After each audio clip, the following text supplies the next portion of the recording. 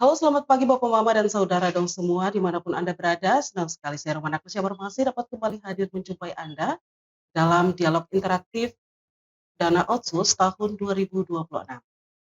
Bapak, Mama, dan saudara dong semua, pada kesempatan hari ini kita akan membahas dan berdialog bersama Dinas Pemberdayaan Perempuan dan Perlindungan Anak Kabupaten Bovendigul dengan tema membangun kepercayaan masyarakat. Tema ini menjadi sangat penting karena transparansi pengelolaan dana otonomi khusus bukan hanya tentang administrasi dan laporan, tetapi bagaimana masyarakat dapat mengetahui, memahami, serta merasakan manfaat dari program-program pemerintah daerah. Baik pemirsa, pada kesempatan yang baik ini telah hadir bersama kami narasumber dari Dinas Pemberdayaan Perempuan dan Perlindungan Anak Kabupaten Bovendigul. Langsung saja saya sapa. Selamat pagi Bapak Iqbal Muhammad Baktiar Eskom selaku PLT Kepala Dinas Perempuan dan Perlindungan Anak Kabupaten Bovendigul. Selamat pagi Pak. Selamat pagi. Sehat Pak? Alhamdulillah sehat. Alhamdulillah. Dan langsung saja kita ke Ibu Vera Melania Resubun Esos selaku Kepala Bidang Perempuan Hak Anak dan Perlindungan Khusus Anak. Selamat pagi Bu. Selamat pagi. Sehat Bu? Puji Tuhan sehat. Puji Tuhan. Dan kita akan ke Ibu Cynthia, mohon izin Bu, Ibu Cynthia Ike Valencia SPSI selaku Kepala Seksi Pencatatan dan Pelaporan Data Kekerasan Perempuan dan Anak. Selamat pagi Bu. Selamat pagi, Terima kasih. Selamat datang Bapak Ibu. Terima kasih sudah hadir bersama kami di studio Digul TV.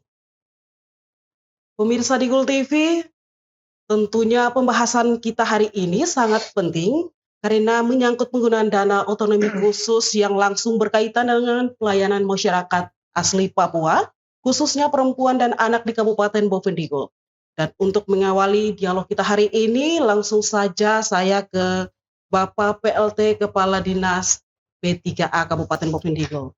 Bapak sebagai pembuka dialog kita hari ini mungkin bisa dijelaskan secara umum mengenai penggunaan dana otonomi khusus pada Dinas P3A Kabupaten Bovendigul. Silakan.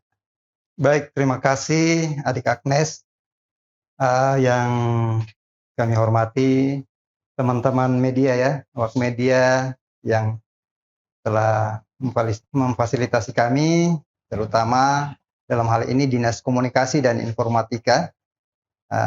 Kami sapa Ibu Maria Payunglangi ya, terima kasih banyak atas undangan ke kami beberapa hari lalu terkait dengan penggunaan dana otsus di Dinas Pemberdayaan Perempuan dan Perlindungan Anak Kabupaten Bovendigul. Secara garis besar bahwa dana otsus ini sangat penting dalam mengawali pembangunan di Kabupaten Bovendigul, terutama yang dirasakan nantinya adalah dampaknya terhadap masyarakat asli Papua. Kemudian terhadap program kegiatan dari Dinas Pemberdayaan Perempuan dan Perlindungan Anak Kabupaten Bovendigul, kami di sini ada 3 bidang yang melaksanakan penggunaan dana otsus, dan juga ada 1 UPTD di kami. Yang pertama yaitu bidang pengarusutamaan gender dan pemberdayaan perempuan. Mohon maaf karena hari ini Ibu Kabid berada di luar kota, sehingga 2 kabid yang mewakili untuk bersama-sama kita di sini. Yang kedua itu bidang perlindungan perempuan. Kemudian itu tadi yang sudah disapa tadi Ibu Vera, itu kabidnya beliau sendiri perlindungan anak ya, dan Ibu Cynthia Ike, beliau ini mewakili dari kabidnya dalam hal ini Lowong, kabidnya Lowong, sehingga diwakili oleh kepala seksinya. Di sini Di Kabit ini ada 2 Kabit perlindungan perlindungan khusus Anak. anak, iya, dan pemenuhan hak anak, iya. Jadi Ibu Ike ini salah satu seksinya di bagian pencatatan pelaporan ya. Nah, terkait dengan kegiatan-kegiatan mungkin nanti langsung saja di bidang-bidang menjelaskan. Secara umum kami sampaikan bahwa kami di bidang perlindungan perempuan itu ada 2 kegiatan. 2 kegiatan, kemudian di perlindungan khusus anak juga ada 2 kegiatan dan 1 kegiatan itu melekat di situ, akan tetapi itu kegiatannya UPTD. Jadi 3 kegiatan. Kemudian di pengarustamaan gender ini ada 2 kegiatan juga, tapi belum dilaksanakan.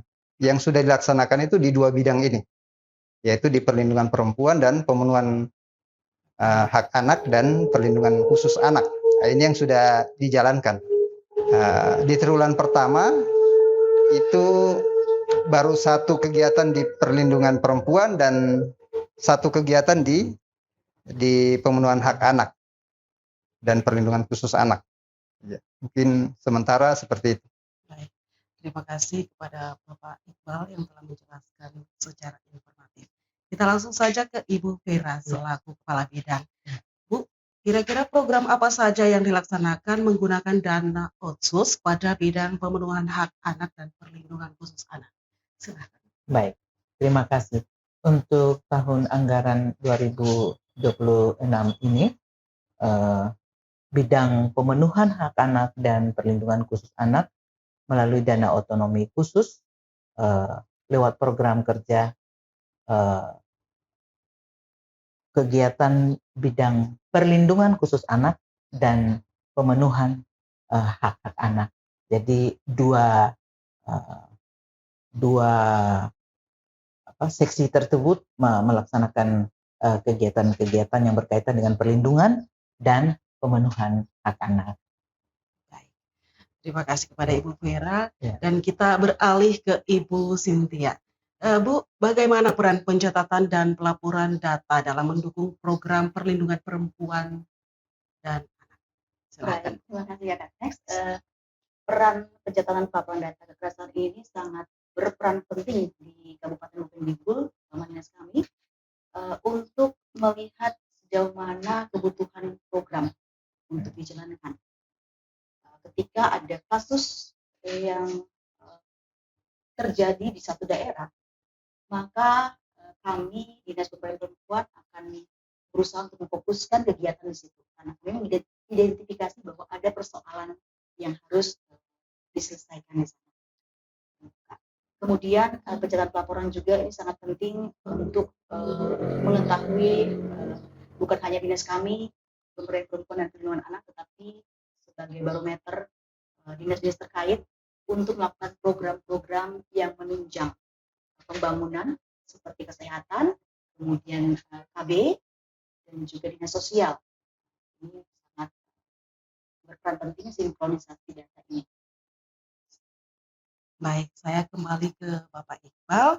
Apa program prioritas Dinas P3A Kabupaten Bupeng Bingkul yang bersumber dari dana otsus pada tahun 2026 ini, Pak? Baik, terima kasih. Terkait dengan program kegiatan, secara prioritas kami ada di perlindungan khusus anak, yaitu kerjasama antar kewenangan daerah ya, kerjasama para pihak.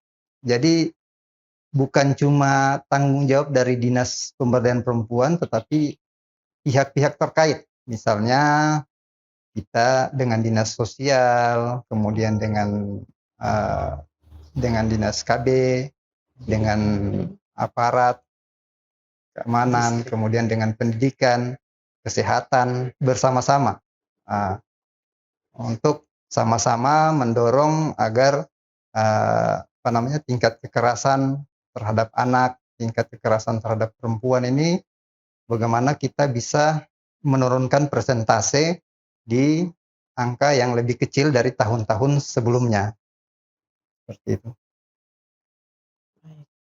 Saya ke Ibu Ya. Vera selaku Kepala Bidang lagi, bagaimana program-program tersebut membantu pemenuhan anak di Kabupaten Bovendigul? Baik, terima kasih Kak Agnes. Jadi melalui program kerja yang kita sudah laksanakan, kami harapkan juga yang berkaitan dengan pemenuhan hak anak, kami harapkan eh, hak-hak anak, hak-hak dasar anak itu terpenuhi secara merata di Kabupaten Bovendigul melalui sosialisasi, edukasi, advokasi yang kami lakukan dalam program-program dua program tadi, begitu katakan. Jadi harapannya itu apa menjadi hak-hak anak itu dapat eh, terlaksana, anak memperoleh hak-hak tersebut, dan juga anak mendapatkan perlindungan dari berbagai pihak melalui kerjasama tadi. Sosialisasi tadi kami bekerja sama dengan lintas sektoral, ada tadi sudah disebutkan oleh Bapak Iqbal, di lokus kami kali ini ada di 10 distrik yang ada, jadi kepada masyarakat di distrik, aparat kampung, keamanan, kami bekerja sama dalam bentuk sosialisasi tadi. Sehingga di kampung, di pusat kota, kita punya pemahaman yang sama tentang bagaimana mewujudkan perlindungan khusus kepada anak-anak kita, juga bagaimana anak-anak mendapatkan hak-haknya. Demikian. Terima kasih Bu Vera. Dan saya ke Ibu Cynthia. Seberapa penting nih Bu data dan pelaporan dalam mendukung pengambilan kebijakan pada Dinas P3A Kabupaten Bovendigul ini? Terima kasih Kak Agnes. Seperti saya sampaikan di awal tadi bahwa data ini sangat penting untuk menentukan program apa yang harus kami ambil, kemudian tempat fokusnya di mana yang akan kami tuju. Data ini sangat penting ya. Contohnya saja di tahun ini kami punya lokus kegiatan yang sudah berjalan, yaitu di distrik Mandobo, Kampung Ampera dan juga Mariam. Ampera dan Mariam ini memang kampung yang dekat dengan ibu kota kabupaten, pusat distrik Mandobo. Namun kasus kekerasan cukup tinggi di sana, sehingga kami memutuskan dari data 2025 lalu, maka kami memutuskan untuk melakukan kegiatan di Ampera dan juga Mariam. Dan satu lagi kampung yang kami tuju adalah distrik yang di rumah Kampung Danuwage. Kami melihat bukan hanya data kekerasan tetapi daerah 3T. Di sana memang belum pernah tersentuh oleh pemerintah, dalam hal ini dinas-dinas terkait untuk bersosialisasi dengan masyarakatnya, sehingga kerinduan kami Dinas Pemberdayaan Perempuan dan Perlindungan Anak untuk menjangkau masyarakat yang ada di Danuwage, sehingga mereka bisa merasakan kehadiran pemerintah bagi mereka yang ada di sana. Saya ke Bapak Iqbal. Pak, ini kira-kira sejauh mana sih realisasi program Dana Otsus tahun 2025 yang telah berjalan? Seperti apa ini, Pak? Baik. Untuk realisasi di triwulan pertama, ini sebagaimana tadi saya jelaskan bahwa dua bidang ini yang sudah melaksanakan, yaitu bidang perlindungan perempuan dan pemenuhan hak anak dan perlindungan khusus anak. Ini telah melaksanakan kegiatan. Yang satu itu dilaksanakan khusus untuk perlindungan perempuan ini sudah dilaksanakan tadi di Danuwage ya. Di Danuwage, di Mariam dan Ampera. Nah, ini sampai saya sedikit menceritakan bahwa sebenarnya saya kemarin larang. Saya larang tuh dalam hal kebaikan bahwa jangan dulu dilaksanakan karena baru-baru ini kan ada kasus yang kita lihat bersama di media juga, ada penembakannya yang pilot saat itu. Itu cuma berselang kurang lebih dari sini 3 bulan, berapa bulan baru kegiatan kita harus ke situ. Sehingga ini menjadi tantangan. Apalagi ini kan yang menjalankan program kegiatan ini adalah perempuan. Jadi ini menjadi salah satu berat, yang memberatkan saya untuk mengambil keputusan saat itu untuk ibu-ibu ini bisa berangkat dengan faktor keamanan yang resikonya sangat tinggi.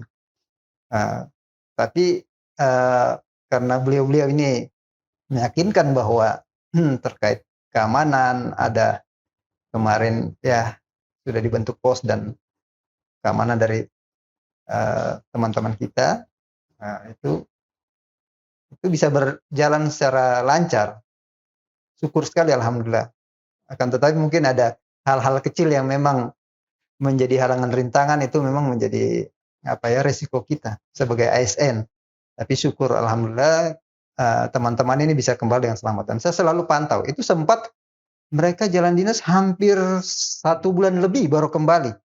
Karena saat itu pada saat mau kembali lagi bandara ditutup, sehingga harus kembalinya tuh melewati ke Senggo ya, ke Senggo dulu. Bayangkan, yani rumah Senggo, baru Merauke, baru ke sini. Bayangkan. Jadi dengan persiapan kita yang sebelumnya kita pikir bahwa cukup, itu saya pikir itu sangat kecil sekali, karena mereka tuh hampir 2 bulan mungkin saya hitung-hitung tuh baru kembali lewat Senggo.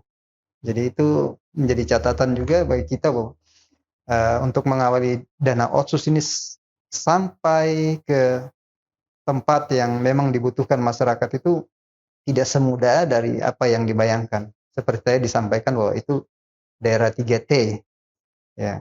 Jadi ada hal-hal yang memang kita tidak bisa taksir, ternyata seperti ini terjadi. Kemudian itu yang tadi di bidang perempuan, dan kegiatan yang satunya di bidang anak itu di Waroko ya Ibu ya. Kita sudah melaksanakan itu di Waroko, Ninati, Povi, Subur ya. Jair. Itu di Jair. Untuk triwulan pertama. Niandit. Arimo Niandit juga ya. Mindip Tanah ya. Cukup banyak kita sudah laksanakan di triwulan pertama, dan ya mudah-mudahan dampaknya bisa tepat ke masyarakat orang asli Papua. Baik Pak, bagaimana dinas memastikan program yang disusun sesuai kebutuhan masyarakat? Kira-kira ini bagaimana Pak? Ya, terkait dengan hal ini tentunya ini dimulai dari perencanaan. Saya di Dinas Pemberdayaan Perempuan sesuai SK itu 1 April. Saya masuk, perencanaan ini memang sudah disusun dari sebelumnya ya. Nah, tentunya kalau kita berbicara perencanaan, itu dimulai mungkin dari musrembang tingkat kampung, distrik, dan kabupaten, lalu provinsi. Itu usulan-usulan itu yang memang dari masyarakat, ada sebagian besar dari masyarakat, dan kami memilih dan memilah usulan itu sesuai dengan nomenklatur kami.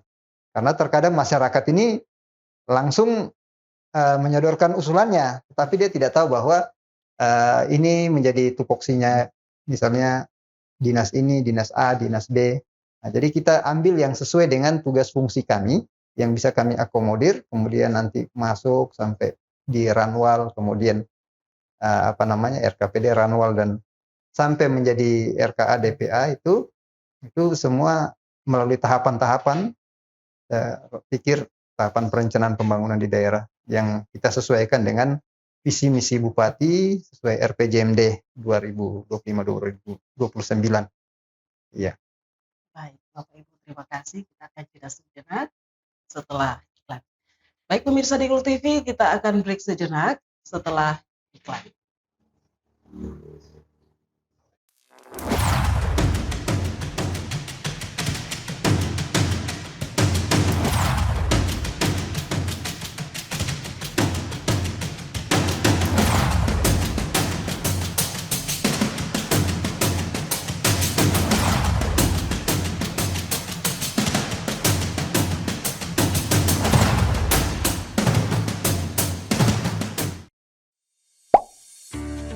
Lapor layanan aspirasi dan pengaduan online rakyat. SP4N merupakan sistem pengelolaan pengaduan pelayanan publik nasional, adalah integrasi pengelolaan pengaduan pelayanan publik secara berjenjang pada setiap penyelenggara dalam kerangka sistem informasi pelayanan publik.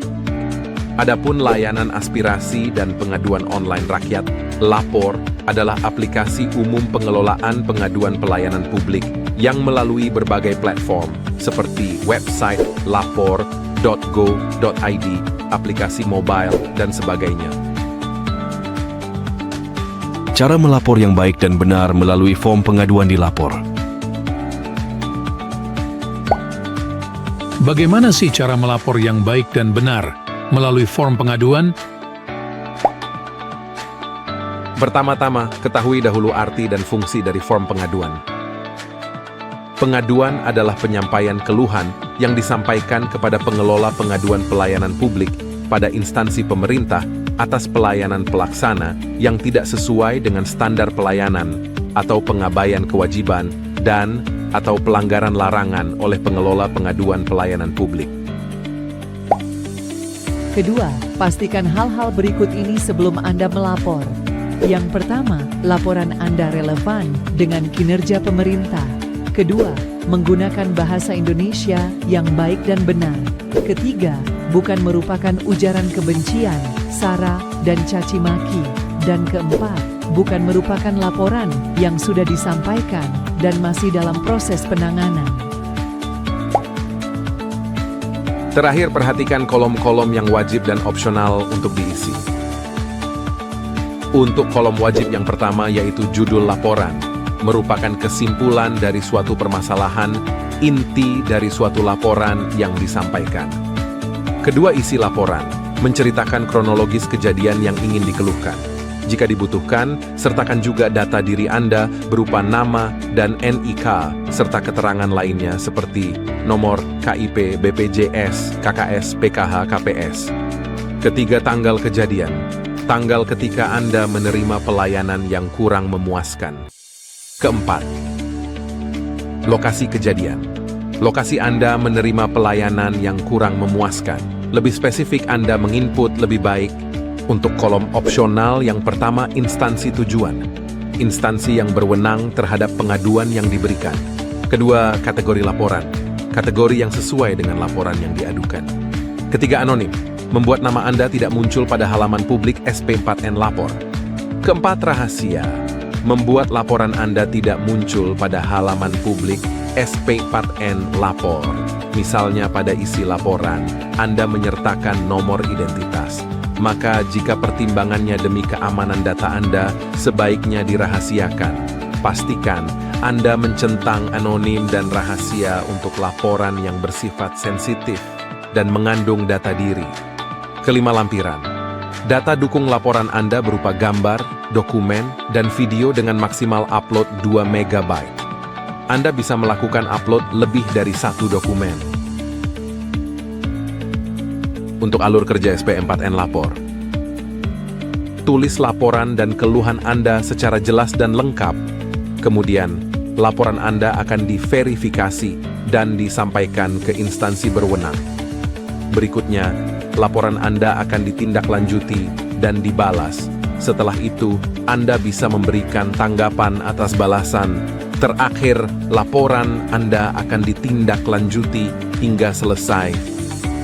Untuk menyampaikan laporan, pertama Anda bisa mengunjungi halaman www.lapor.go.id. Setelah itu, terlebih dahulu membuat akun dengan mengisi data diri secara lengkap dan benar. Setelah Anda memiliki akun, maka Anda bisa membuat laporan. Yang pertama adalah memilih jenis laporan. Hal ini bisa berupa aduan, aspirasi, maupun permintaan informasi. Kemudian tuliskan judul laporan Anda. Berikutnya tuliskan isi laporan Anda secara jelas, menggunakan bahasa Indonesia yang baik dan benar serta sopan. Pembagian waktu dan lokasi kejadian. Pilih instansi tujuan serta kategori laporan. Anda bisa menambahkan lampiran berupa foto maupun dokumen. Sebagai pendukung, terakhir setelah lapor, maka laporan Anda telah selesai.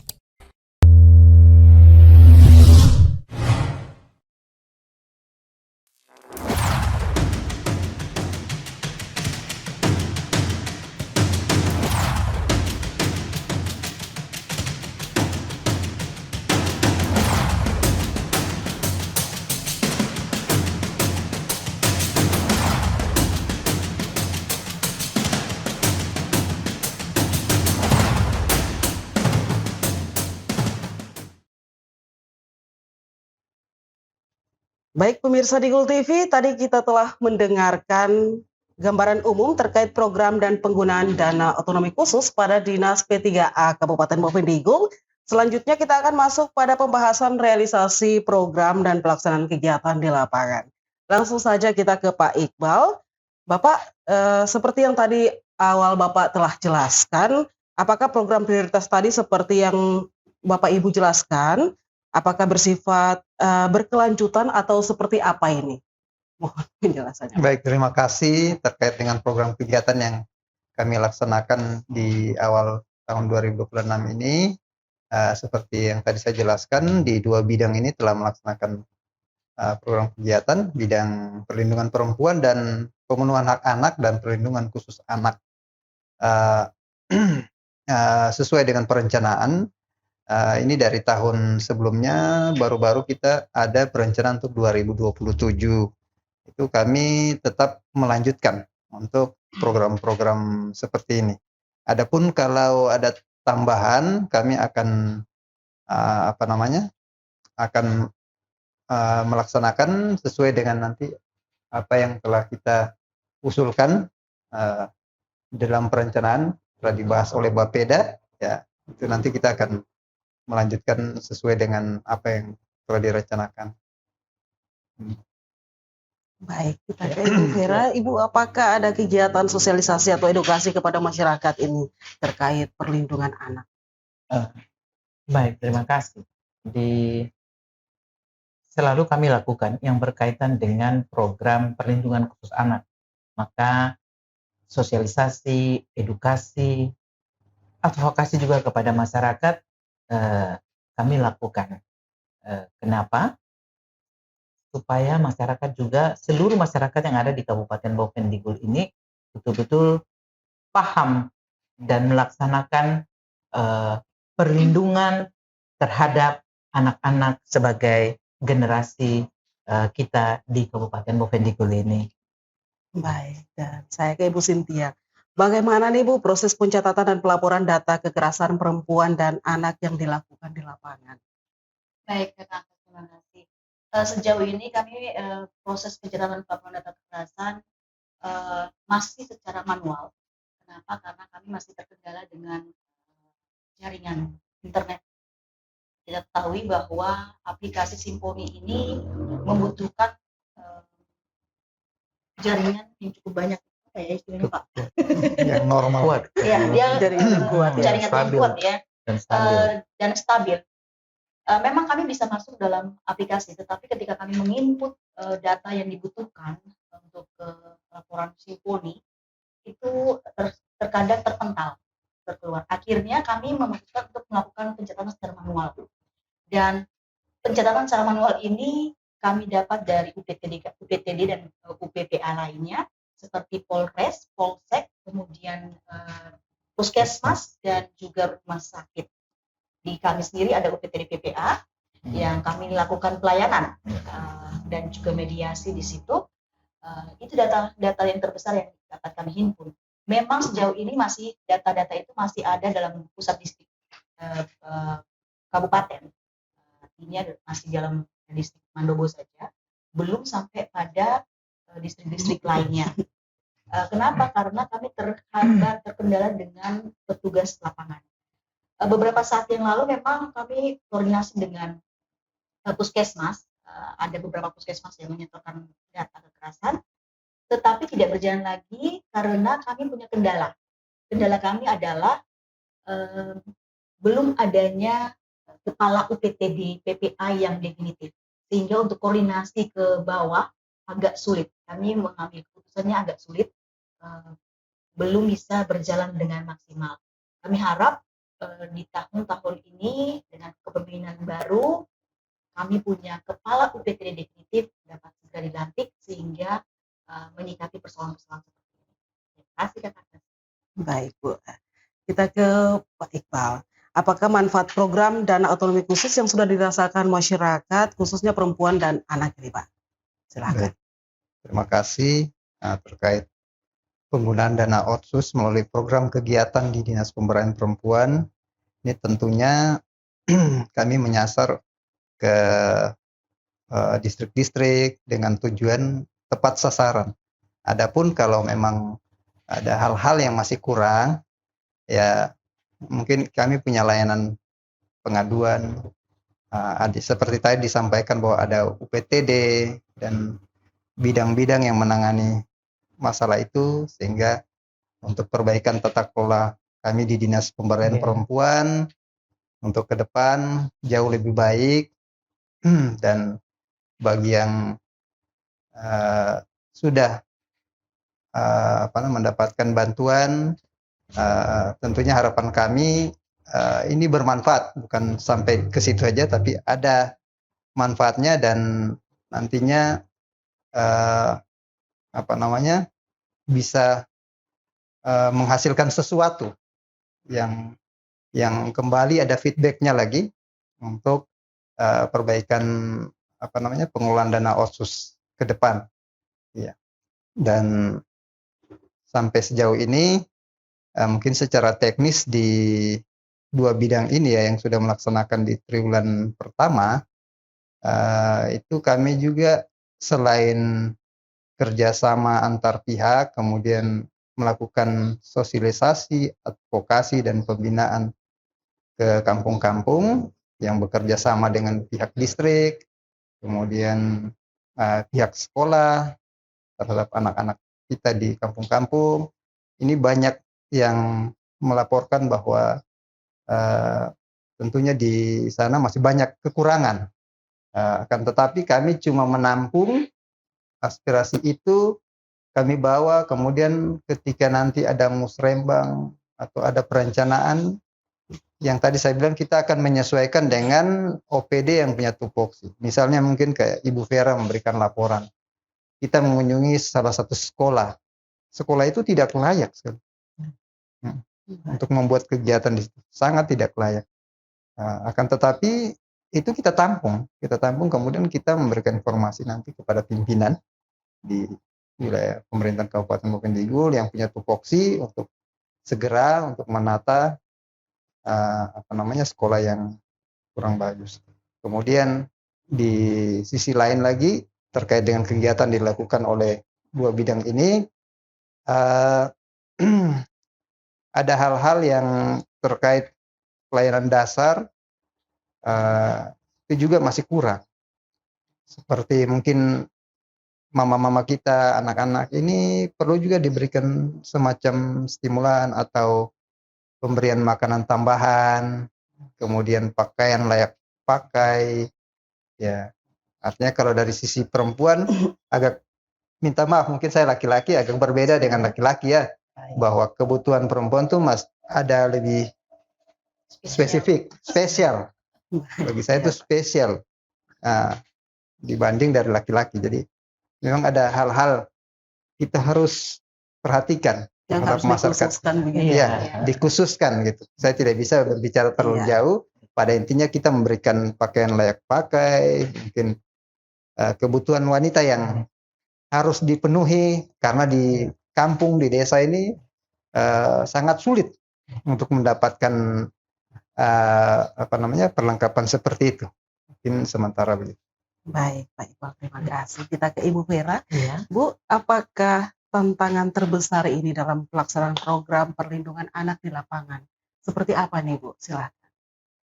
Baik, terima kasih Kakak Agnes.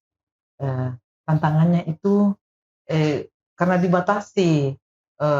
Kalau untuk otsus kan personilnya toh, sedangkan kami yang jalan ini kan perempuan-perempuan semua. Lalu kami menjangkau sampai ke distrik-distrik. Itu tantangan buat kami. Kami membutuhkan teman kerja, tim kerja yang cukup.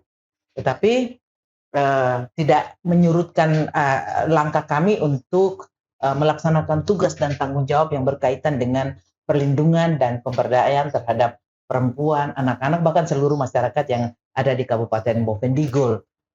Tantangan lainnya lagi yang kami temukan beberapa waktu lalu, kurang adanya kerjasama dari pemerintahan distrik. Yang kami harapkan kalau kami turun ke distrik, pemerintah distrik juga hadir sehingga mereka mengetahui persoalan-persoalan apa yang terjadi di masyarakat dengan kami melakukan sosialisasi, kami berdialog sharing dengan masyarakat. Nah, di situ biasa kami memotret, menangkap, oh ada persoalan ini, oh ternyata di sini mereka membutuhkan ini, oh di Lalu di Kampung Mariam ada kelompok-kelompok tani membutuhkan, kami bisa dapatkan bantuan alat-alat untuk menunjang pertanian. Sedangkan distrik tidak ada, tidak ikuti. Minimal Bapak Kampung lah sama-sama dengan kami. Padahal sebelumnya kita sudah sampaikan bahwa peserta yang diundang, kami mohon juga untuk hadir bersama-sama dengan kami. Maksudnya supaya mendengar, mengetahui. Sehingga kalau ada monitoring dari teman-teman dari Bapeda atau dari yang lainnya, mereka juga bisa menyampaikan. Ya. Seperti itu. Itu tantangan-tantangan yang kami hadapi dalam melaksanakan tugas dan tanggung jawab kami yang khususnya ke distrik-distrik. Gitu Kakak Agnes. Mungkin kita kembali ke Pak Iqbal dulu. Pak, kendala apa yang dihadapi dalam pelaksanaan program-program yang ada pada Dinas P3A Kabupaten Bovendigul? Iya, kalau kendala tentunya tadi disebutkan juga masih banyak ya kendala. Selain kita melihat dari sisi geografis ya. Ini tantangan terbesar bahwa Bovendigul ini daerah 3T. Ada program kegiatan yang kami laksanakan sampai dengan di Kampung Danwage ya. Saat itu juga terjadi ada persoalan sehingga ini menjadi tantangan terbesar kami. Saat itu ya, Ibu Kepala Seksi sendiri juga yang ke sana dan mau kembali tidak bisa, dan sampai kita harus menunggu pesawat ke Senggol, kemudian Senggol ke Merauke, Merauke ke sini. Sampai mendapatkan dibilang kemarin ya, penyakit malaria juga ikut. Oleh-oleh dari sana sampai di sini langsung kena malaria. Jadi itu resiko yang kita harus tanggung sebagai ASN. Khusus untuk dana otsus ini tidak segampang apa yang kita bicarakan, tetapi untuk pelaksanaan di lapangan itu sangat sulit. Untuk membawa barang saja, misalnya otsus ini kan pada intinya masyarakat itu bisa mendapatkan sesuatu yang tepat sasaran. Ada kata tepat sasaran. Untuk tepat sasaran, apakah kita bisa tepat sasaran sampai di kampung yang dituju misalnya? Apakah mereka semua bisa menerima manfaat itu secara adil? Artinya itu dari sisi mereka. Kalau dari sisi kami, misalnya dari Dinas Pemberdayaan Perempuan, untuk membawa barang yang mau dibagikan ke masyarakat itu sangat berat. Harus memikul, harus bayar tukang pikul dan lain sebagainya. Misalnya seperti itu. Di tengah keterbatasan. Di tengah keterbatasan geografis, infrastruktur jalan yang misalnya belum terkoneksi antar distrik, antar kampung ke kabupaten. Jadi itu adalah tantangan terbesar kami. Baik Pak, ini langsung saja, bagaimana sih langkah-langkah dalam mengatasi kendala-kendala yang tadi seperti Bapak sudah sebutkan? Dari Dinas P3A bagaimana mengatasi kendala-kendala tersebut? Iya, untuk mengatasi halangan rintangan itu tentunya kami dari tim yang setelah sampai ke sana untuk mengatasi itu ya, kami tetap ya pada intinya kami juga sebagai umat yang percaya, kami berdoa kepada Tuhan Yang Maha Kuasa untuk tetap melindungi kami dalam perjalanan. Dan salah satunya kami kemarin bekerja sama juga dengan teman-teman di pos. Iya, keamanan. Kami juga berterima kasih kepada tim pengamanan ya di pos ya, yang telah memfasilitasi kami, tim kami beberapa minggu, kurang lebih hampir 1 bulan ya, 3 minggu di pos. Walaupun ini kasihan, ini ibu-ibu, perempuan-perempuan ya, tapi artinya bisa kembali ke kabupaten saat itu dengan selamat atas bantuan teman-teman keamanan. Nah, ini kami juga mengucapkan terima kasih. Baik, kita ke Ibu Cynthia dulu. Apakah masyarakat sudah mulai aktif ini Bu untuk melaporkan atau melaporkan persoalan yang terjadi di lapangan? Baik, terima kasih Kak Agnes. Eh, Kalau kita berbicara tentang pengaduan, pelaporan, masyarakat cukup antusias untuk datang melapor, terutama pada UPTD BPK. Akan tetapi kita punya kendala. Dinas kita ini UPTD masih melekat dengan dinas, jadi posisi kantor ini masih bersama-sama dengan Dinas Pemberdayaan Perempuan dan Perlindungan Anak, yakni di Kilo 6 Arah Merauke. Sedangkan akses ke sana membutuhkan dana yang cukup besar, sewa taksi 50.000. Kasihan masyarakat kita banyak sekali yang kurang mampu untuk menjangkau hal itu. Akhirnya mereka hanya sampai pada kepolisian atau hanya melakukan pengobatan. Ketika mereka mengalami kekerasan, mereka hanya ke puskesmas atau tidak ke rumah sakit untuk berobat. Tidak sampai pada kami untuk melapor. Tetapi antusias mereka dan kasus-kasus kekerasan yang dilaporkan cukup tinggi, yang kami himpun, banyak sekali kasus yang belum dilaporkan secara formal, artinya datang kepada puskesmas dan juga rumah sakit hanya untuk melakukan pengobatan, menerima pengobatan secara fisik ya, mungkin ada yang pecah, ada yang sobek, seperti itu. Itu dari data itulah yang kami melihat masih banyak kekerasan yang mereka belum merespon untuk melapor. Kenapa mereka tidak melapor? Karena kami punya kendala di Papua pada umumnya dan khususnya Bovendigul adalah masalah kekerasan dalam rumah tangga adalah masalah keluarga, aib yang tidak boleh orang lain tahu dan itu bisa diselesaikan dengan kekeluargaan. Hukum adat masih berlaku, hukum negara masih dikesampingkan, sehingga kasus-kasus P21 terkait kasus kekerasan juga belum cukup booming di Kabupaten Bovendigul. Memang ada sekitar 10 kasus yang sudah masuk karena P21, tetapi belum begitu banyak. Sedangkan kita melihat akhir-akhir ini kasus, terutama kasus kekerasan terhadap anak seksual tinggi sekali, hanya dijadikan buah bibir, tetapi tidak ada pihak dari kami maupun kepolisian tidak bisa berbuat apa-apa karena masyarakat di sini SDM-nya masih berputar pada hukum adat, bukan hukum formal, hukum negara, tapi hukum adat yang masih berlaku, sehingga mereka mengadakan mediasi sendiri di rumah, lalu denda. Padahal efek dari perbuatan itu yang dirasakan adalah anak korban, bukan keluarga. Yang dapat denda, dapat duitnya kan bagi-bagi untuk keluarga ya, bukan anaknya. Anaknya membawa trauma itu seumur hidupnya.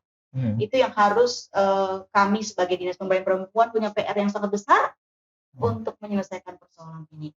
Kami terus edukasi.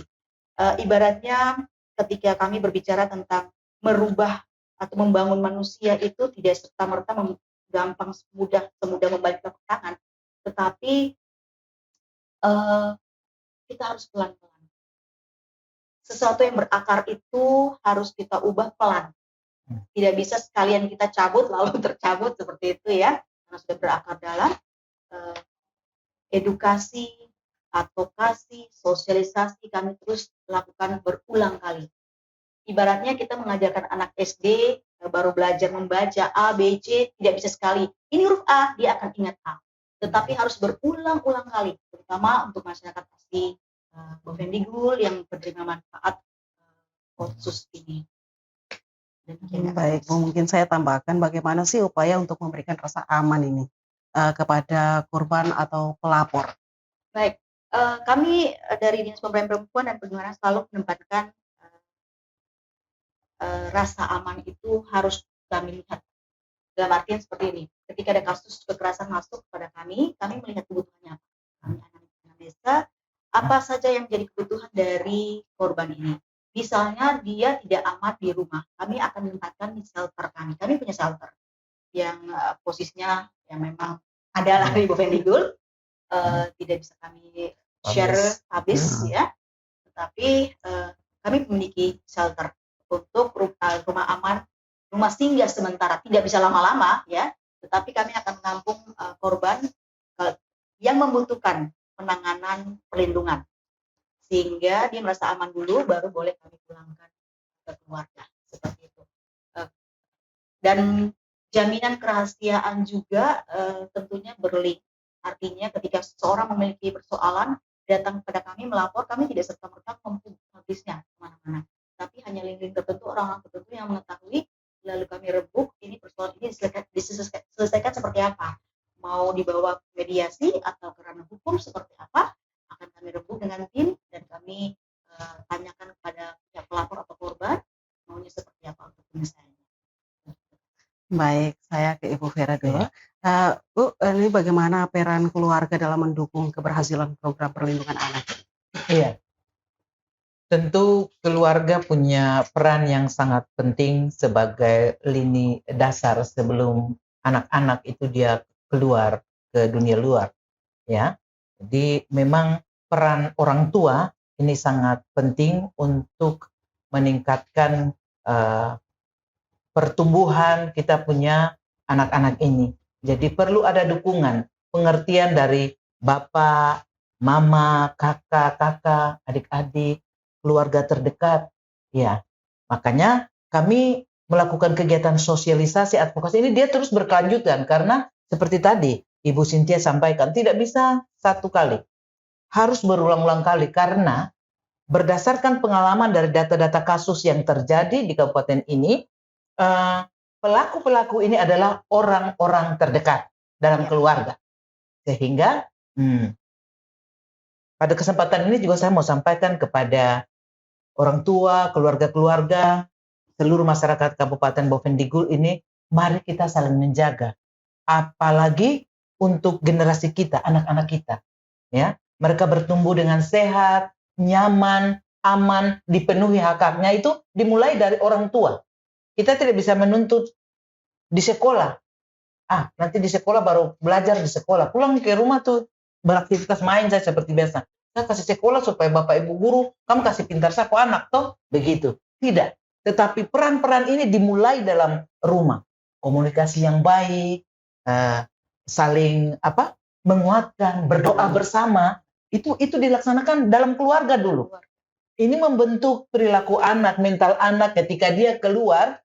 Kalau di dalamnya bentengnya sudah kuat, keluar anak-anak tentu mereka pasti atau siapapun pasti akan nyaman, tidak mudah terprovokasi, dia bisa melindungi diri sendiri, bisa menjaga, dia tidak bisa melakukan kekerasan terhadap teman-temannya karena benteng dari keluarga yang ada kuat. Jadi keluarga mempunyai peran yang penting dalam tumbuh kembang anak-anak.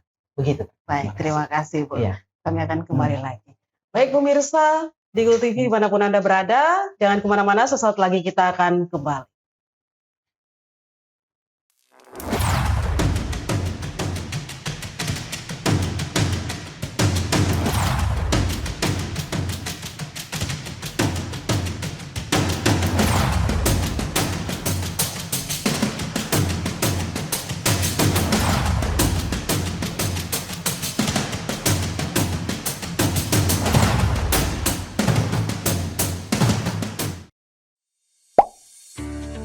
Lapor Layanan Aspirasi dan Pengaduan Online Rakyat.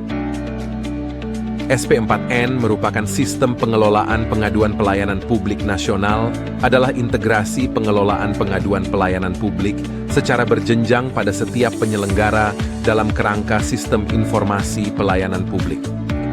Adapun layanan aspirasi dan pengaduan online rakyat, Lapor, adalah aplikasi umum pengelolaan pengaduan pelayanan publik yang melalui berbagai platform seperti website lapor.go.id, aplikasi mobile, dan sebagainya.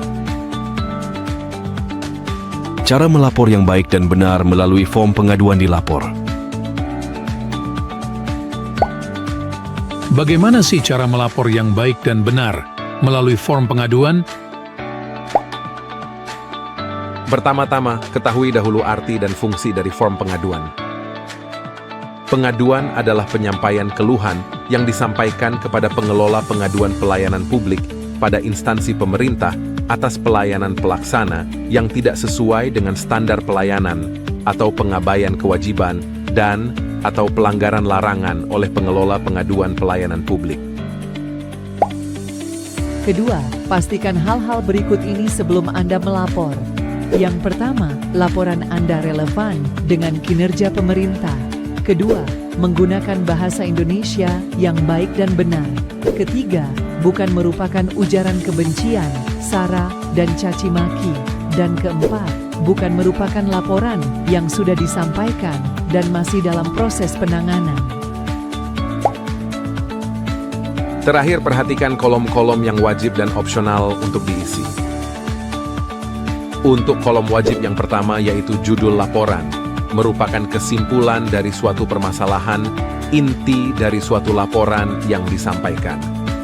Kedua, isi laporan, menceritakan kronologis kejadian yang ingin dikeluhkan. Jika dibutuhkan, sertakan juga data diri Anda berupa nama dan NIK, serta keterangan lainnya seperti nomor KIP, BPJS, KKS, PKH, KPS. Ketiga, tanggal kejadian, tanggal ketika Anda menerima pelayanan yang kurang memuaskan. Keempat, lokasi kejadian. Lokasi Anda menerima pelayanan yang kurang memuaskan. Lebih spesifik, Anda menginput lebih baik. Untuk kolom opsional yang pertama, instansi tujuan. Instansi yang berwenang terhadap pengaduan yang diberikan. Kedua, kategori laporan. Kategori yang sesuai dengan laporan yang diadukan. Ketiga, anonim. Membuat nama Anda tidak muncul pada halaman publik SP4N Lapor. Keempat, rahasia. Membuat laporan Anda tidak muncul pada halaman publik SP4N Lapor. Misalnya pada isi laporan, Anda menyertakan nomor identitas. Maka jika pertimbangannya demi keamanan data Anda, sebaiknya dirahasiakan. Pastikan Anda mencentang anonim dan rahasia untuk laporan yang bersifat sensitif dan mengandung data diri. Kelima, lampiran. Data dukung laporan Anda berupa gambar, dokumen, dan video dengan maksimal upload 2 MB. Anda bisa melakukan upload lebih dari 1 dokumen. Untuk alur kerja SP4N Lapor, tulis laporan dan keluhan Anda secara jelas dan lengkap. Kemudian, laporan Anda akan diverifikasi dan disampaikan ke instansi berwenang. Berikutnya, laporan Anda akan ditindaklanjuti dan dibalas. Setelah itu, Anda bisa memberikan tanggapan atas balasan. Terakhir, laporan Anda akan ditindaklanjuti hingga selesai. Untuk menyampaikan laporan, pertama Anda bisa mengunjungi halaman www.lapor.go.id. Setelah itu, terlebih dahulu membuat akun dengan mengisi data diri secara lengkap dan benar. Setelah Anda memiliki akun, maka Anda bisa membuat laporan. Yang pertama adalah memilih jenis laporan. Hal ini bisa berupa aduan, aspirasi, maupun permintaan informasi. Kemudian tuliskan judul laporan Anda. Berikutnya, tuliskan isi laporan Anda secara jelas, menggunakan bahasa Indonesia yang baik dan benar serta sopan. Pembagian waktu dan lokasi kejadian. Pilih instansi tujuan serta kategori laporan. Anda bisa menambahkan lampiran berupa foto maupun dokumen. Sebagai pendukung, terakhir setelah lapor, maka laporan Anda telah selesai.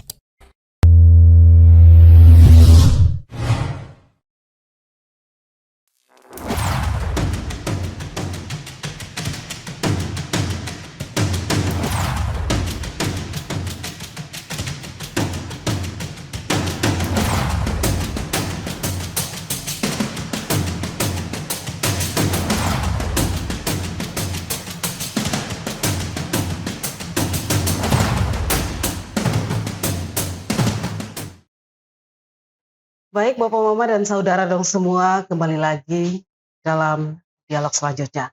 Dari penjelasan para narasumber tadi, kita dapat melihat bahwa program dana otonomi khusus telah dilaksanakan untuk mendukung pelayanan kepada masyarakat, dan selanjutnya kita akan masuk pada sisi terakhir, yaitu terkait transparansi pengawasan serta rencana program ke depan.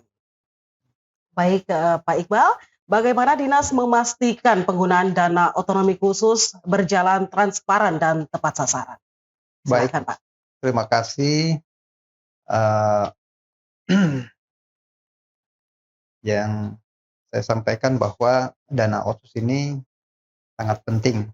Yang perlu diperhatikan adalah sampai ke sasaran atau tidak. saat ini banyak masukan dari masyarakat.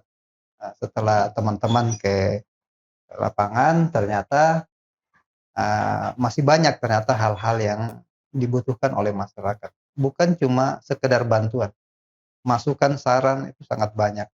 Uh, Terkait hal ini perlu adanya koordinasi antar stakeholder, antar dinas yang punya tugas fungsi pelayanan, apalagi dana otsus ini kan mempunyai tujuan. Tentunya apa yang kita berikan nantinya akan berdampak yang lebih baik. Misalnya kalau dalam sisi misalnya pemberian makanan tambahan, tentunya untuk meningkatkan kualitas keluarga, kemudian untuk meningkatkan SDM anak-anak kita, karena seperti tadi disampaikan bahwa apa namanya, masih banyak anak-anak yang pergi ke sekolah dalam keadaan lapar.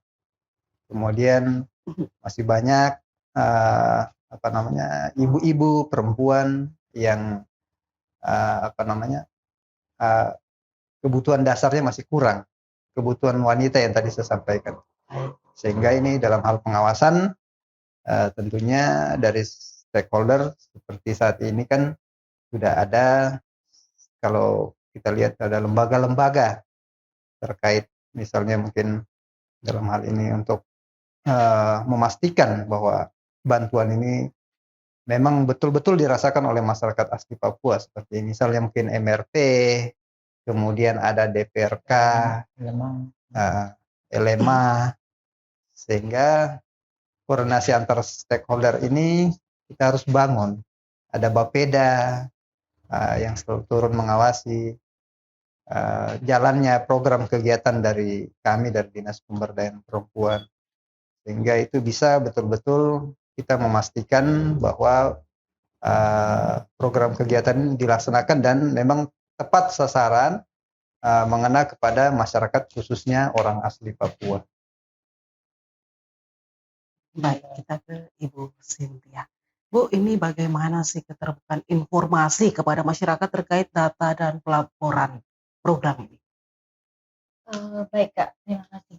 Kalau bicara tentang bagaimana keterbukaan data dan informasi pelaporan, Dinas Pemberdayaan Perempuan setiap tahunnya melaporkan kepada Diskominfo dalam bentuk data OPD yang disajikan oleh wali data kami. Kemudian kami juga melaporkan kepada Tatapem untuk membuatkan LPPD kabupaten. Jadi data tersebut akan di-backup oleh mereka. Namun kami juga punya data di dinas kami sendiri secara manual.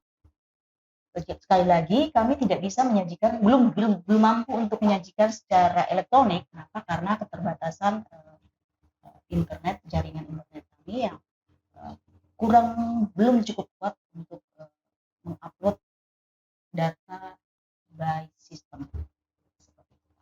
Baik, langsung saja saya ke Ibu Vera. Mohon izin dulu, bagaimana upaya bidang dalam memastikan program-program ini benar tepat sasaran bagi masyarakat asli Papua? Ya, baik. Terima kasih Kakak Agnes. Tadi di awal sudah saya jelaskan bahwa ketika kami melakukan kegiatan di salah satu distrik dengan lokus tertentu, salah satu kampung, kami akan memotret lewat sharing pendapat, dengar pendapat dengan audiens masyarakat yang ada di sana, dan di situ kami menemukan jawaban program kegiatan apa yang akan kami lakukan ke depan, yang berkelanjutan ke depan, sesuai dengan apa yang mereka sampaikan. Dan dari hasil kegiatan yang kita laksanakan, dari hasil dengar pendapat itu, apakah ada OPD teknis terkait yang program-programnya masuk ke situ.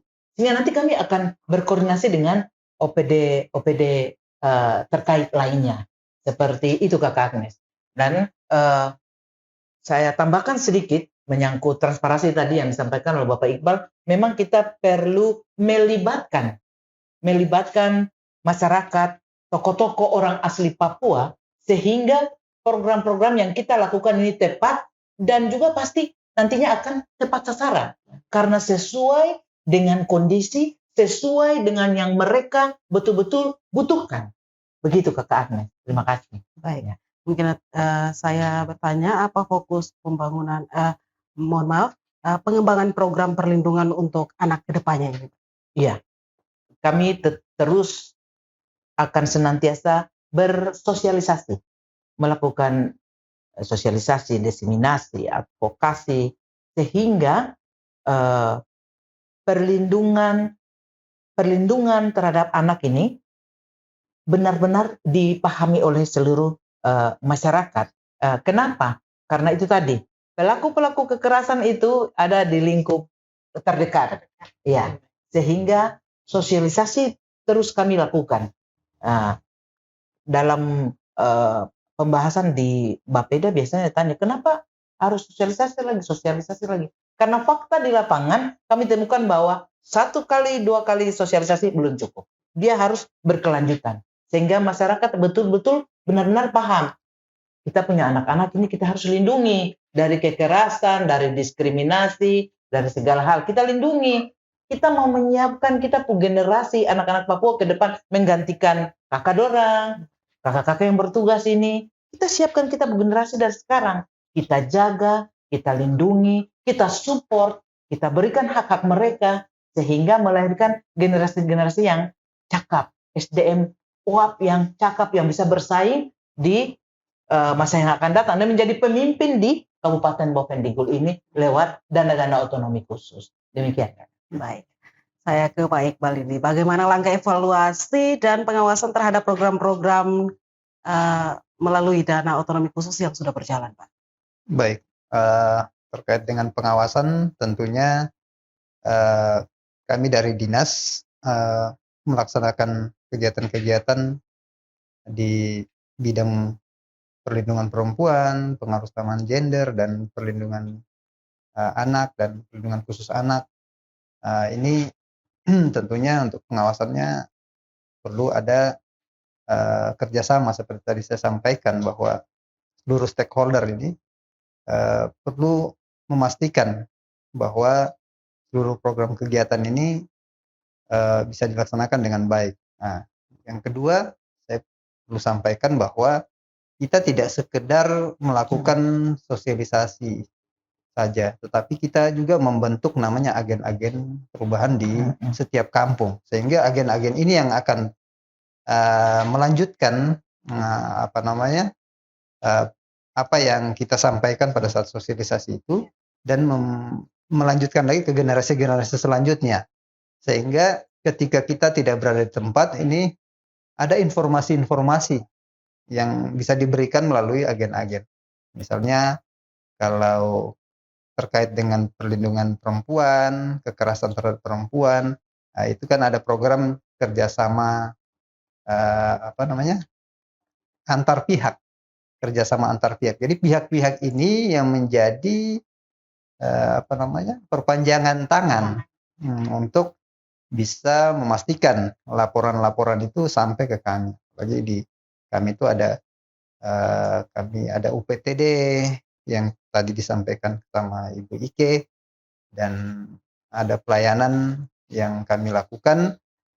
Akan tetapi tadi disampaikan juga bahwa di dalam pelayanan ini masih banyak kekurangan tentunya, karena yang pertama itu terkait dengan sistem kami itu Simponi itu membutuhkan jaringan yang stabil.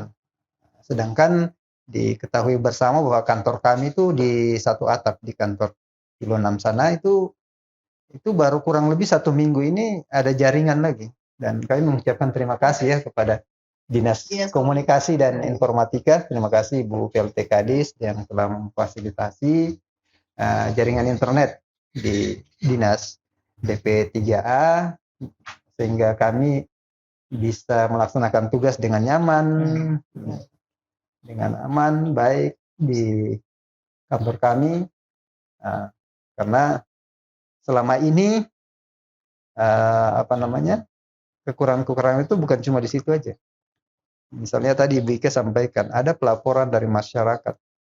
Kita harus berpikir bahwa bagaimana perlindungan terhadap pelapor, merahasiakan datanya, kemudian terkait dengan rumah aman. Nah, ini kita tidak bisa sebutkan posisinya di mana karena memang jangan sampai kita buka kemudian nanti yang terlapor misalnya cari, oh di sana tempatnya. Kita bisa cari siapa yang lapor ada diamankan sana. Jadi minta maaf kami tidak bisa amankan. Sehingga hal-hal seperti ini perlu dipikirkan dan kami juga perlu diperhatikan dari hal-hal tersebut. Nah, apalagi yang mau melapor ini kan tempatnya cukup jauh ya. Kami di kilometer 6. Untuk ke sana minimal kalau taksi 50.000 ya. Nah, itu pun kalau ada. Kalau itu pergi, nanti pulangnya bagaimana gitu. Kita antar. Nah, kita yang antar. Berarti kita antar dengan mobil kita yang mobil pelayanan, mobil kotak sabun itu. Mobil pelayanan ya. Ya, itu cukup membantu saya pikir. Seperti itu. Namun kita terus berupaya mudah-mudahan ke depan yang tadi saya sampaikan kerjasama di berbagai stakeholder ini. Terima kasih Dinas Perhubungan juga memfasilitasi jalannya transportasi. Jadi kalau masyarakat mau ke sana bisa ikut Dinas Perhubungan. Tapi jamnya itu jam-jam terbatas. Nanti pulang jam berapa lagi pulang. Jadi ini yang perbaikan tata kelola ini ke depan kami harapkan supaya kami juga mempunyai UPTD. Unit Pelaksana Teknis Daerah ini dia bisa berada di dalam kota supaya laporan itu menjadi mudah. Pengaduan masyarakat itu bisa cepat. Kalau ke kilometer 6 kan cukup jauh. Mungkin demikian. Baik Pak, saya tambahkan lagi Pak, ini apakah langkah dinas untuk membangun kepercayaan masyarakat terhadap pengelolaan dana otonomi khusus itu? Baik, terkait langkah-langkah yang kami lakukan, yang pertama adalah melaksanakan kegiatan sesuai dengan jadwal yang telah ditentukan dan sesuai dengan kebutuhan masyarakat tentunya. Karena membangun kepercayaan ini sangat penting. Yang disampaikan sama Ibu Vera tadi bahwa apa yang menjadi prioritas di program kami itu kami dapatkan berdasarkan dari laporan-laporan ketika turun melaksanakan kegiatan. Jadi mereka menyampaikan bahwa kami mengusulkan A, kami mengusulkan B. Itu semua ditampung. Nah, walaupun kami melihat bahwa ada sebagian yang bukan menjadi tanggung jawab kami, akan tetapi itu tetap kami bawa ke kabupaten untuk berkoordinasi dengan dinas-dinas terkait, bagaimana bisa sama-sama melayani masyarakat dengan program-program yang diminta. Sehingga kita pastikan bahwa program yang diinginkan oleh masyarakat itu bisa tersalurkan melalui perencanaan-perencanaan yang akan kita laksanakan di tahun-tahun selanjutnya. Saya tambahkan Kak. Baik, silakan. Ini membangun kepercayaan masyarakat, kepercayaan publik ini dia berkaitan dengan transparansi dan akuntabilitas. Sehingga memang kita harus transparan dan sesuai dengan amanat dari OSUS itu sendiri. Lalu selain transparan juga kita ada pelibatan aktif dari seperti tadi saya sampaikan pihak-pihak yang terkait, contohnya lembaga masyarakat adat, sehingga dia bisa tepat sasaran. Lalu penyerapan dari anggarannya berkoordinasi dengan lintas OPD yang lainnya supaya pastikan bahwa berjalan sesuai dengan waktunya ya, dan selesai juga pada saatnya, terus dilakukan tahapan-tahapan sampai dengan pertanggungjawaban sesuai dengan tahapannya. Begitu Kak Agnes. Baik Bu, langsung saja apakah harapan bidang pemenuhan? Boleh saya tambahkan? Oh silakan. Terima kasih Kak. Berkaitan dengan dana otsus dan juga membangun kepercayaan. Kita Dinas Pemberdayaan Perempuan ini kena 1% blok green ya Pak ya.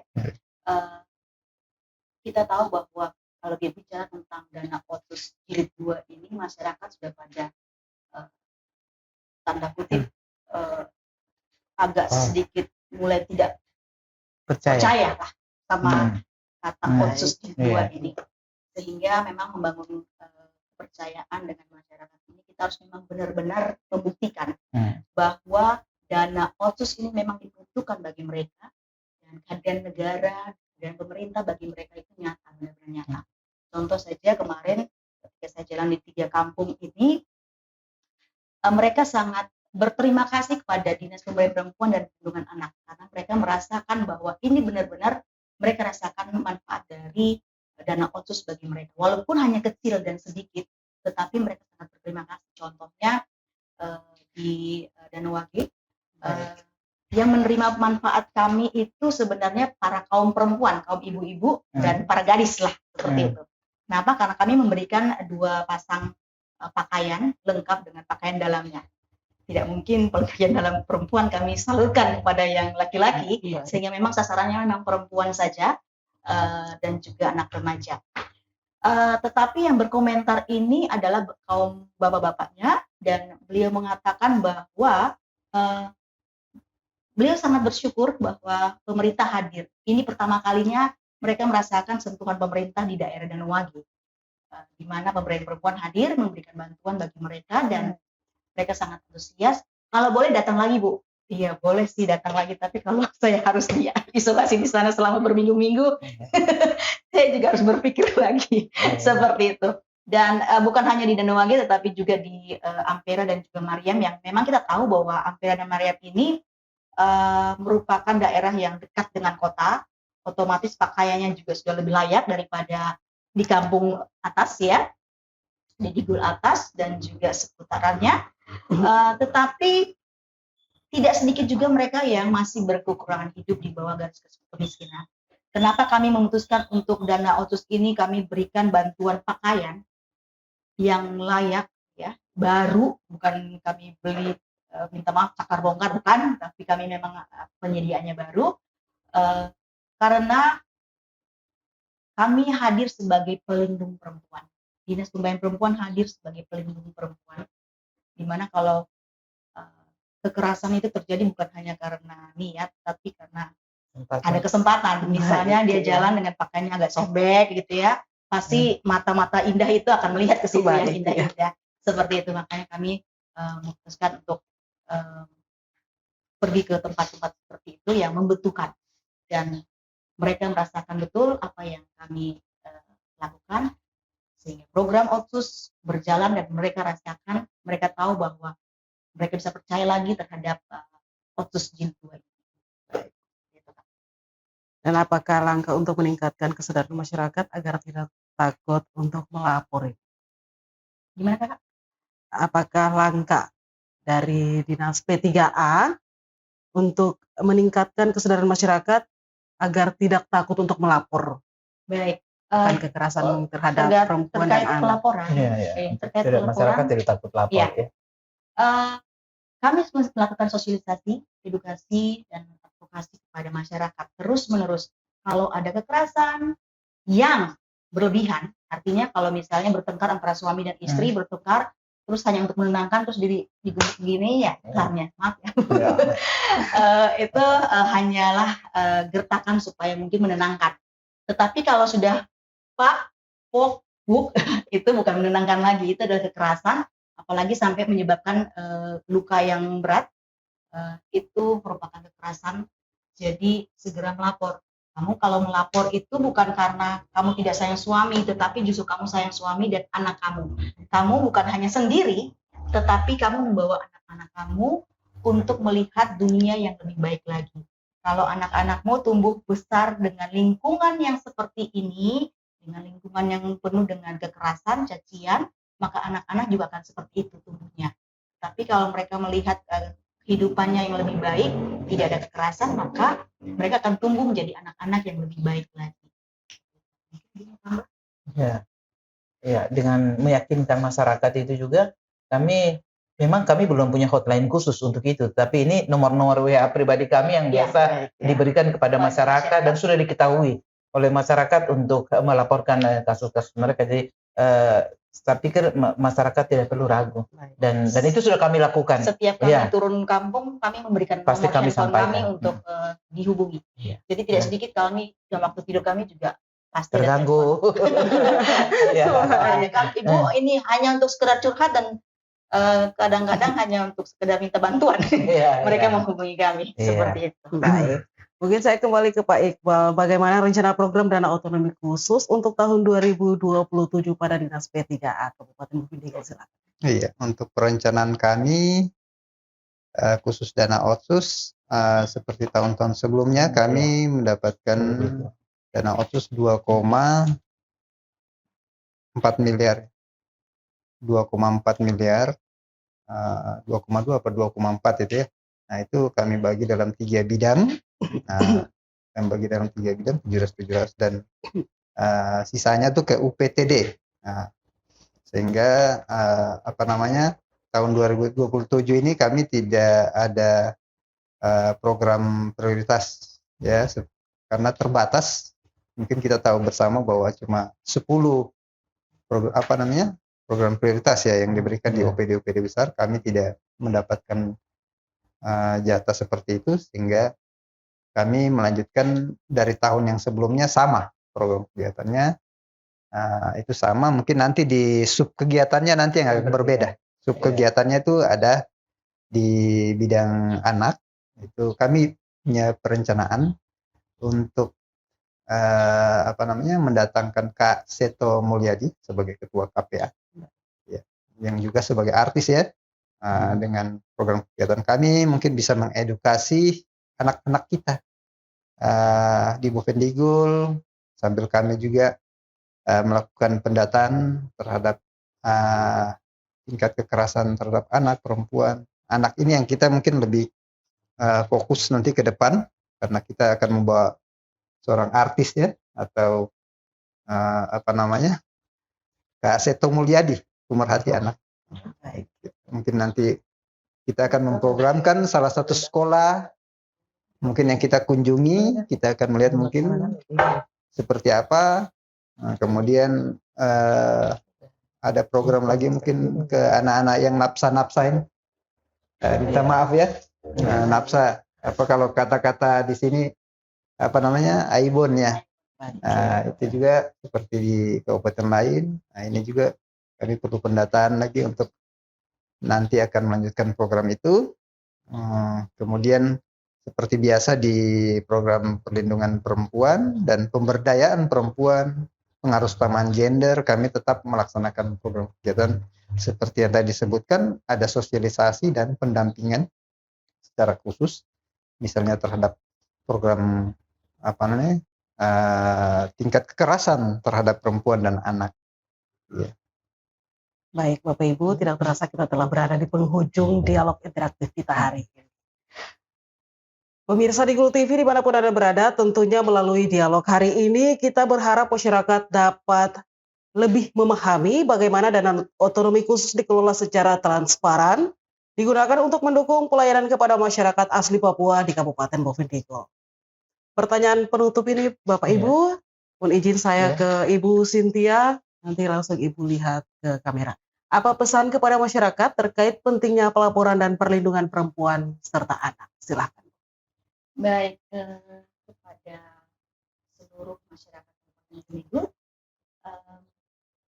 kalau ada kekerasan, jangan takut, jangan ragu untuk melapor. Kami ada untuk melindungi perempuan-perempuan dan juga anak-anak yang ada di Kabupaten Bovendigul, bukan hanya sekedar menjalankan program, tetapi kami hadir untuk melindungi bagi yang membutuhkan. Kekerasan dalam rumah tangga tidak bisa ditoleransi, tetapi kekerasan dalam rumah tangga adalah pihak kita bersama yang harus kita perangi bersama. Tetap solid dalam rumah tangga, tetap saling sayang, dan juga kita menjalankan program OSUS ini untuk semua masyarakat yang ada di Kabupaten Bovendigul, khususnya perempuan dan anak. Baik, terima kasih kepada Ibu Cynthia. Dan kita ke Ibu Vera, apa harapan Ibu terhadap peran masyarakat dalam mendukung program perlindungan anak ke depan? Silahkan. Baik. pada kesempatan yang baik ini saya menghimbau kepada seluruh masyarakat yang ada di Kabupaten Bovendigul untuk mari kita sama-sama menjaga, melindungi anak-anak kita sebagai generasi penerus yang dimulai dalam lingkup keluarga. Peran bapak, mama, kakak, adik itu ditingkatkan lagi sehingga keturunan-keturunan kita, anak-anak asli Papua yang ada di Kabupaten Bovendigul ini dapat menjadi generasi yang akan menjadi generasi penerus di masa-masa yang akan datang. Terima kasih. Baik, Ya. terima kasih Bu. Dan yang terakhir kita ke Pak Iqbal. Bapak, ini harapan Dinas P3A agar program-program dana otsus benar-benar memberikan manfaat bagi masyarakat Papua di Kabupaten Bovendigul. Silahkan Pak. Baik, terkait program dana otsus ini tentunya sangat penting, menjadi stimulan dan afirmasi bagi masyarakat orang asli Papua dengan tujuan salah satunya adalah meningkatkan kualitas SDM, meningkatkan kualitas keluarga. Dalam hal ini Dinas Pemberdayaan Perempuan mendukung penuh penggunaan dana otsus agar tepat sasaran, bisa memberikan manfaat terhadap masyarakat orang asli Papua. Saya mengharapkan agar program kegiatan yang dilakukan bisa terus berjalan dan bagaimana bersama masyarakat agar menciptakan satu kepercayaan terhadap Dinas Pemberdayaan Perempuan dalam hal menyalurkan dan melaksanakan kegiatan menggunakan dana otsus. Dan saya sampaikan bahwa dalam penggunaan dana otsus ini ibu yang baik, ibu yang sehat itu akan melahirkan generasi yang sehat. Bagaimana anak akan berkembang itu tergantung dari ibu yang kualitas keluarga yang baik. Bahwa dengan kualitas keluarga yang sehat, maka anak-anak akan tumbuh berkembang dengan baik dalam keluarga. Sebaliknya, apabila kualitas keluarga ini tidak sehat, banyak hal-hal yang mempengaruhi itu, maka tumbuh kembang anak ini juga akan berpengaruh. Sehingga disinilah hadir otsus untuk memperbaiki kualitas sumber daya dari anak-anak orang asli Papua. Nah, kami hadir di sini di Dinas Pemberdayaan Perempuan. Jangan malu-malu, jangan sungkan apabila ada informasi yang berkaitan dengan misalnya kekerasan terhadap anak, terhadap perempuan. Mari kita bersama-sama bahu-membahu bisa bekerja sama dengan berbagai pihak, keamanan, kemudian kesehatan, pendidikan,